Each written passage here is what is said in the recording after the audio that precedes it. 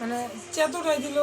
পরে আমি কী করবো, মহিলাটা মানে মহিলার পোলাটারে প্রথম মারছি, যা ধাপ করে গিয়ে মানে একটা বন দিছি, এক বনে মানে দূর করে যাইতেছে গা। পরে আরেকটা বন দিছি, এমন কষায় বন দিছে, পরে থুতা মুতা ভুসকে গেছে।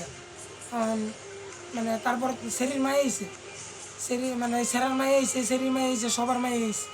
আয়া পরে সাথীর মার লগে চিল্লাইতেছে, সাথীর মার লগে চিল্লাইতেছে। পরে আমি আবার আমার দোকানের সামনে বসে রয়েছি, আমার বাসার সামনে। পরে আমি দেখলাম যে সাথীর মার লগে ঝগড়া লাগছে। কারণ ঝগড়া লাগছে, আমি যে দিই সাথীর মার লগে কোনো ব্যাকগ্রাউন্ড কোনো খারাপ কথা কয় নাকি। পরে আমরা দিই সাথীর মার লগে সত্যি খাই খারাপ খারাপ কথা কইতেছে, এবং আমার গোষ্ঠী শুদ্ধ উড়ে এলাইতেছে, আমার গোষ্ঠী শুদ্ধ উড়ে এলাইতেছে। পরে আপনার কী কমু, পরে যখন আমার গোষ্ঠী শুদ্ধ উঠে এলিছে, তখন আমার এক ভান্ডারি চাচা আছে, এর দোকানে পিঠা এই পিঠা মিঠা বেছে, এর দোকান থেকে একটা বাঁশ লইয়া দাপ করে দিতে গেছি বাড়ি।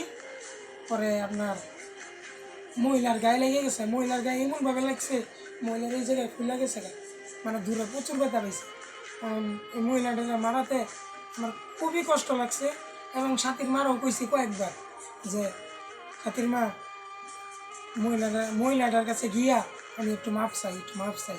সাথীর মা কয় কি, না মাপ চাওয়া লাগতো না, সে ডাইনি ডাইনি ডাইনি খায়। পরে না আমি বললাম, বারবার কইছি সাথীর মা, আমার মাপ চাওয়ার লাগবে, আমার মাপ চাওয়ার লাগবে, আমি চামু। পরে আমি মাপ চাইছি। পরে মাপ চাওয়ার পরে ওই মহিলা কী বলছে জানেন, মানে মহিলা বলছে, তুমি আমার এমন জায়গায় আঘাত করছো সাজিম, তোমার আমি নাতি হিসাবে দেখি, তুমি মানে কী করবো, তুমি এমন জায়গায় আঘাত করলা মানে আমার শহর মতো না। পরে আমি কী